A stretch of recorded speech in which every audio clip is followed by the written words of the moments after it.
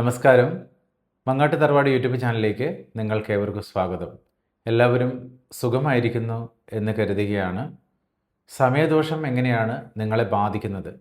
അതുപോലെ തന്നെ അത്തരത്തിൽ ഒരു സമയദോഷം ഉണ്ടെങ്കിൽ അതിനെ ഏത് രീതിയിലാണ് ജ്യോതിഷ വിധിപ്രകാരം നമുക്ക് മറികടക്കാൻ സാധിക്കുക?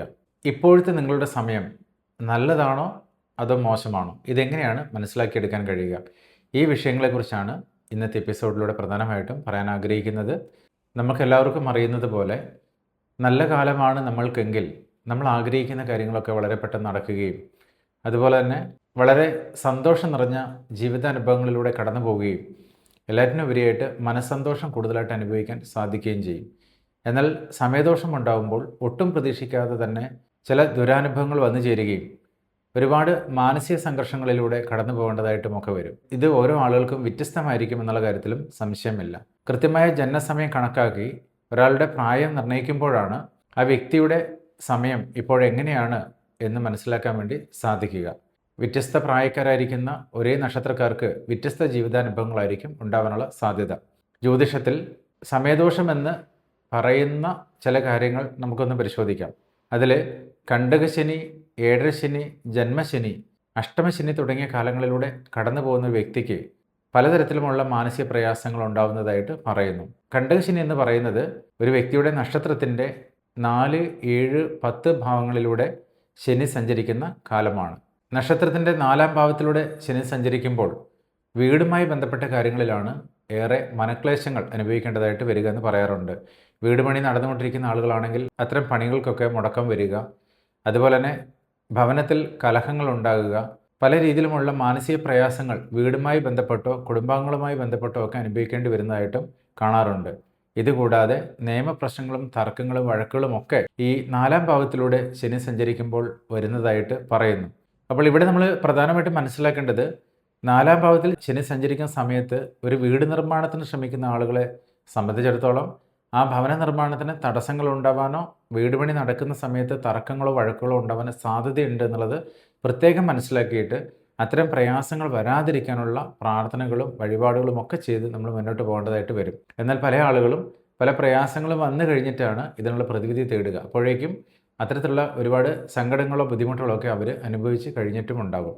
ഇനി നക്ഷത്രത്തിൻ്റെ 7-ാം ഭാവത്തിൽ ശനി സഞ്ചരിക്കുമ്പോൾ ഉണ്ടാകുന്ന കണ്ടകശനിയാണെങ്കിൽ ദാമ്പത്യ ലൈഫിൽ പ്രയാസങ്ങൾ വരാതിരിക്കാനുള്ള പ്രത്യേകം പ്രാർത്ഥന ആവശ്യമാണ്. മാത്രമല്ല ബ്രഹ്മചര്യ വ്രത യോഗമൊക്കെ ആ സമയത്ത് ഉണ്ടാകും എന്നുള്ളത് കൊണ്ട് ദമ്പതികൾ തമ്മിൽ പിണങ്ങി നിൽക്കേണ്ടി വരികയോ അതുമല്ലെങ്കിൽ ഒരുമിച്ചുണ്ടെങ്കിൽ പോലും ദാമ്പത്യ ജീവിതം സുഖകരമായി പോകാത്തതായിട്ടൊക്കെ കാണാറുമുണ്ട്. അപ്പോൾ ഇത്തരം വിഷയങ്ങളൊക്കെ ജ്യോതിഷവിധി പ്രകാരം പറയുമ്പോൾ ഇതൊക്കെ എത്രത്തോളം ശരിയാണ് എന്നുള്ളത് ജീവിതാനുഭവങ്ങളിലൂടെ മാത്രമേ നമുക്ക് മനസ്സിലാക്കാൻ സാധിക്കുകയുള്ളൂ. ഇപ്പോൾ നിലവിൽ ഇത്തരം പ്രയാസങ്ങൾ അനുഭവിക്കുന്ന നക്ഷത്രക്കാരെക്കുറിച്ച് കൂടി പറയാൻ ആഗ്രഹിക്കുകയാണ്. അതിനു മുമ്പ് ഈ കാര്യങ്ങൾ ഒന്ന് വിശദമായി പറഞ്ഞു പോകാം. ഇനി നമുക്ക് കർമ്മത്തിൽ ശനി സഞ്ചരിച്ചാൽ അല്ലെങ്കിൽ ഒരു നക്ഷത്രത്തിൻ്റെ 10-ാം ഭാവത്തിൽ ശനി സഞ്ചരിക്കുന്ന കണ്ടകശനിയാണെങ്കിൽ ആ വ്യക്തിയെ സംബന്ധിച്ചിടത്തോളം ജോലിപരമായ കാര്യങ്ങളിലാണ് ഏറ്റവും കൂടുതൽ ബുദ്ധിമുട്ട് അനുഭവപ്പെടേണ്ടി വരിക. അതായത് നിലവിലുള്ള ജോലി നഷ്ടപ്പെടാനുള്ള സാധ്യത അല്ലെങ്കിൽ ജോലി സ്ഥലത്ത് നിയമപ്രശ്നങ്ങളോ വഴക്കുകളോ ഉണ്ടാകാനുള്ള സാധ്യതയൊക്കെ നമുക്ക് തള്ളിക്കളയാൻ കഴിയില്ല. പുതിയ ജോലിക്ക് ശ്രമിക്കുന്ന ആളുകൾക്ക് ഒരുപക്ഷെ ജോലി ലഭിക്കാൻ തടസ്സങ്ങൾ ഉണ്ടാകുക, ഇതൊക്കെ കർമ്മഭാവത്തിൽ ശനി സഞ്ചരിക്കുന്ന സമയത്തുള്ള ചില പ്രയാസങ്ങളാണ്. അങ്ങനെ വരുമ്പോൾ തൊഴിൽപരമായ കാര്യങ്ങളിൽ ബുദ്ധിമുട്ട് വരാതിരിക്കാൻ, അതായത് നിലവിൽ ജോലിയുള്ള ആളുകൾക്ക് ജോലി നഷ്ടപ്പെട്ടു പോകാതിരിക്കാനും നിയമപ്രശ്നങ്ങൾ വരാതിരിക്കാനും പ്രത്യേകം ശ്രദ്ധിക്കേണ്ടതായിട്ടുണ്ട്. ഇപ്രകാരം 3 രീതിയിൽ കണ്ടകശനി ഒരു വ്യക്തിക്ക് ഉണ്ടാവാം. നിലവിൽ ശനി സഞ്ചരിക്കുന്നത് മീനൻ രാശിയിലൂടെയാണ്.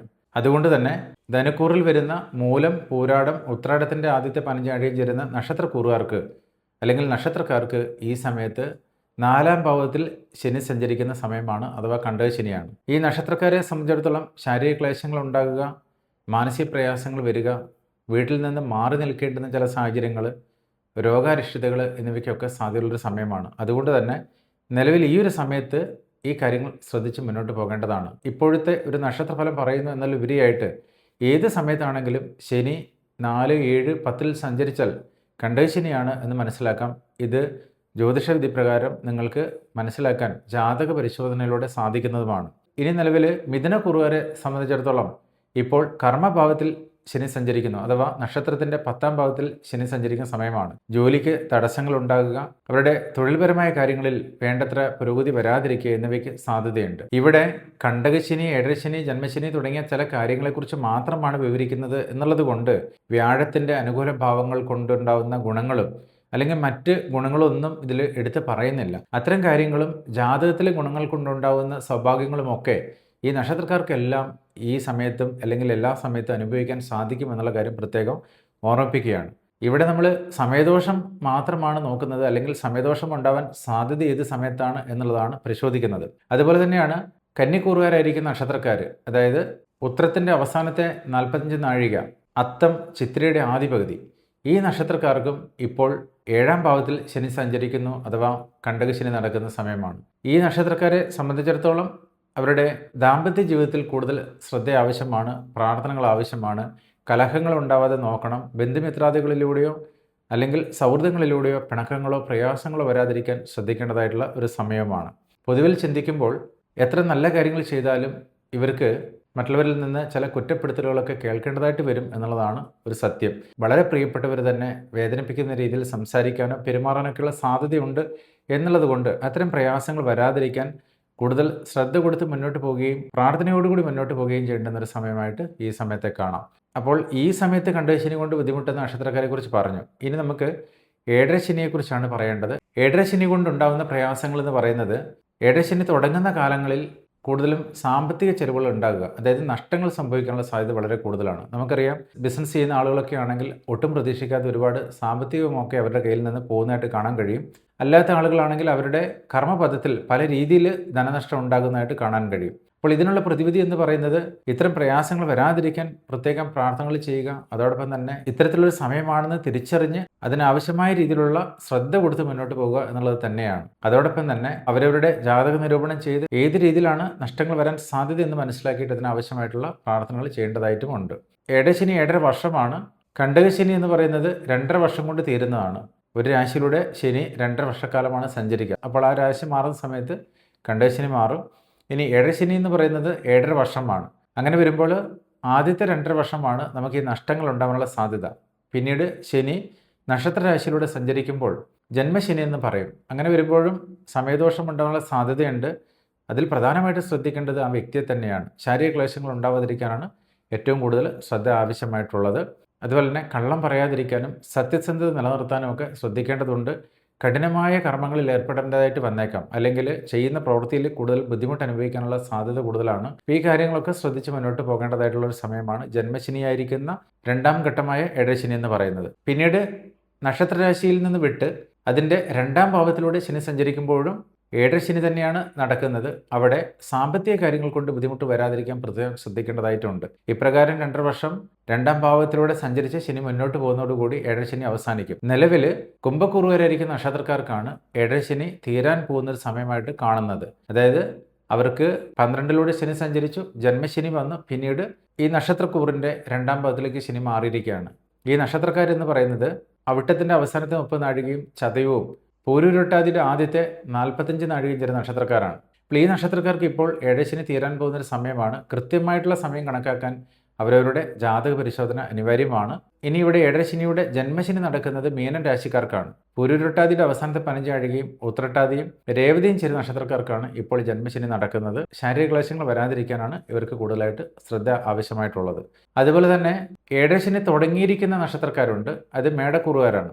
അശ്വതി, ഭരണി, കാർത്തികയുടെ കാൽഭാഗം വരുന്ന മേടക്കൂറുകാർക്ക് ഇപ്പോൾ ഏഴരശനിയുടെ തുടക്കമായ ഒരു കാലയളവാണ്. അതുകൊണ്ട് തന്നെ ഇവർക്ക് അധികരിച്ച ചെലവുകൾ ഉണ്ടാകാനുള്ള സാധ്യതയാണ് ഈ സമയത്ത് കാണുന്നത്. അപ്പോൾ ഇത്തരം പ്രയാസങ്ങളൊക്കെ മറികടക്കാൻ അവരവരുടെ നക്ഷത്രം പരിശോധിച്ച് ജീവിതാനുഭവങ്ങൾ മനസ്സിലാക്കിയിട്ട് ഏത് പ്രയാസങ്ങളാണ് വരുന്നതെന്ന് നോക്കി അത്തരം പ്രയാസങ്ങൾ മറികടക്കാനുള്ള പ്രാർത്ഥനകൾ ചെയ്ത് മുന്നോട്ട് പോവുകയാണ് വേണ്ടത്. ഇനി പറയുന്നത് അഷ്ടമശനിയെക്കുറിച്ചാണ്. അഷ്ടമശനി എന്ന് പറയുന്നത് ഒരു നക്ഷത്രരാശിയുടെ 8ാം ഭാവത്തിലൂടെ ശനി സഞ്ചരിക്കുന്ന സമയമാണ്. അപ്രകാരം ഇപ്പോൾ അഷ്ടമശനി അനുഭവിക്കുന്നത് മകം, പൂരം, ഉത്തരത്തിൻ്റെ ആദ്യത്തെ 15 അഴിഞ്ഞിരുന്ന ചിങ്ങക്കൂറുകാർക്കാണ്.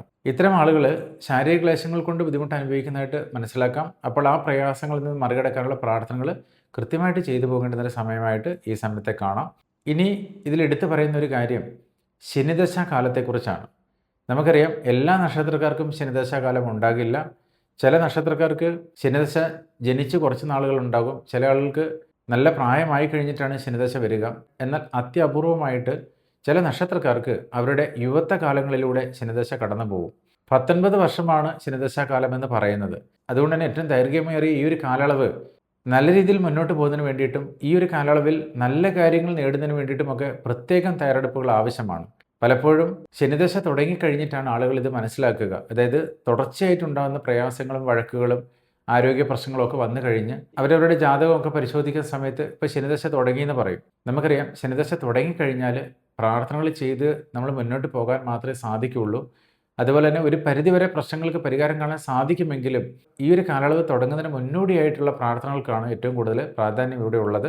ജ്യോതിഷം എന്ന് പറയുന്നത് പ്രശ്നങ്ങൾ വന്നു കഴിഞ്ഞിട്ട് അതിന് പരിഹാരം കാണുക എന്നതിലുപരിയായിട്ട് നമ്മുടെയൊക്കെ ജാതകങ്ങൾ പരിശോധിച്ച് ആ ജാതവിധി പ്രകാരം നമ്മുടെ പ്രായത്തിൽ ഏത് കാലയളവിലാണ് ഏറ്റവും കൂടുതൽ പ്രയാസങ്ങൾ വരുന്നതെന്ന് മനസ്സിലാക്കിയിട്ട് അത്തരം പ്രയാസങ്ങളൊന്നും വരാതിരിക്കാനുള്ള കാര്യങ്ങൾ ചെയ്തു പോവുകയാണ് ശരിക്കും വേണ്ടതായിട്ടുള്ളത്. കാരണം സമയദോഷം വന്നു കഴിഞ്ഞാൽ നമ്മൾ പ്രാർത്ഥന നടത്തിയാലും അതിന് ഫലസിദ്ധി കുറവായിരിക്കുമെന്നും ആചാര്യ അഭിപ്രായമുണ്ട്. ഇനി ഇവിടെ മറ്റൊരു കാര്യം പറയേണ്ടതായിട്ടുള്ളത്, ഇപ്രകാരം ശനിദശാകാലങ്ങളിൽ മാത്രമല്ല ഒരു വ്യക്തിയെ സംബന്ധിച്ചിടത്തോളം സമയദോഷം ഉണ്ടാകുക. ഒരാളുടെ ജാതകവിധി പ്രകാരം അയാളുടെ ആരോഗ്യം, ആയുസ് എന്നിവയൊക്കെ കണക്കാക്കിയിട്ട് അത്തരം കാര്യങ്ങളിലെല്ലാം പ്രയാസങ്ങൾ നേരിടുന്ന ചില കാലയളവിനെ കുറിച്ച് പറയുന്നു. അത് കൃത്യമായി മനസ്സിലാക്കാൻ ജനനസമയം ആവശ്യമാണ് എങ്കിൽ പോലും ചില ദശാകാലങ്ങളിലും നമ്മൾ ശ്രദ്ധിക്കേണ്ടതായിട്ടുണ്ട് എന്ന് ജ്യോതിഷത്തിൽ വിവരിക്കുന്നു. അപ്രകാരം ചിന്തിക്കുമ്പോൾ ചൊവ്വാദശ, കേതുദശ, രാഹുദശ ഈ കാലങ്ങളിലെല്ലാം ചില കാര്യങ്ങളിൽ കൂടുതൽ ശ്രദ്ധ ആവശ്യമാണ്. നമുക്കറിയാം, ചൊവ്വാദശ അത്ര കണ്ട് ഗുണകരമായ ദശാകാലമായിട്ട് പറയുന്നില്ല.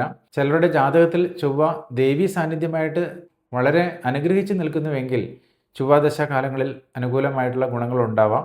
അതുപോലെ വ്യാഴദൃഷ്ടിയൊക്കെയുള്ള ജാതകമാണെങ്കിൽ ദോഷകാലങ്ങൾ കാര്യമായി അതായത് നക്ഷത്രക്കാരെ ബാധിക്കില്ല എന്നുള്ളതും സത്യമായ കാര്യം തന്നെയാണ്. എന്നാൽ പൊതുവായിട്ട് ചിന്തിക്കുമ്പോൾ ചൊവ്വാദശയിൽ ചതവുകൾ, മുറിവുകൾ, ഒടിവുകളൊക്കെ ഉണ്ടാവാതിരിക്കാനും രക്തദൂഷ്യങ്ങൾ കൊണ്ട് ബുദ്ധിമുട്ടുകൾ ഉണ്ടാവാതിരിക്കാനും ഒക്കെ കൂടുതൽ ശ്രദ്ധിക്കേണ്ടതായിട്ട് പറയാറുണ്ട്. അതുപോലെ തന്നെയാണ് രാഹുർദശ കാലമാണെങ്കിൽ ശിരോരോഗങ്ങൾ ഉണ്ടാവാതിരിക്കാനും ഞരമ്പ് സംബന്ധമായ അസുഖങ്ങൾ കൊണ്ട് ബുദ്ധിമുട്ടുകൾ വരാതിരിക്കാനും കൂടുതൽ ശ്രദ്ധിക്കേണ്ടതായിട്ടും പറയുന്നു. അതുപോലെ തന്നെ കേതുർദശ വരുമ്പോൾ നമ്മളൊരു മായയിൽ അകപ്പെട്ടതുപോലെ, അതായത് എല്ലാ അറിവുകളും ഉണ്ടെങ്കിൽ പോലും ആ അറിവുകളൊന്നും വേണ്ട രീതിയിൽ പ്രയോഗിക്കാൻ കഴിയാതെ വരികയോ അല്ലെങ്കിൽ നമ്മൾ ഇതുവരെ നേടിയിരിക്കുന്ന പല നല്ല കാര്യങ്ങളും നഷ്ടപ്പെട്ടു പോകാനൊക്കെയുള്ള സാധ്യതയും പറയാറുണ്ട്. മോക്ഷകാരകത്വമായിരിക്കുന്ന ചില കാര്യങ്ങളെക്കുറിച്ചും കേതുർദശ സൂചിപ്പിക്കുന്നു എന്നുള്ളത് കൊണ്ട് തന്നെ ആയുരാരോഗ്യ കാര്യങ്ങൾക്ക് വേണ്ടിയുള്ള പ്രത്യേകം പ്രാർത്ഥനകളും വഴിപാടുകളും അതോടൊപ്പം തന്നെ സൗഭാഗ്യങ്ങൾ നഷ്ടപ്പെട്ടു പോകാതിരിക്കാനുള്ള പ്രാർത്ഥനകളും ഒക്കെ കേതുർദശയിൽ ചെയ്യേണ്ടതായിട്ട് പറയുന്നു.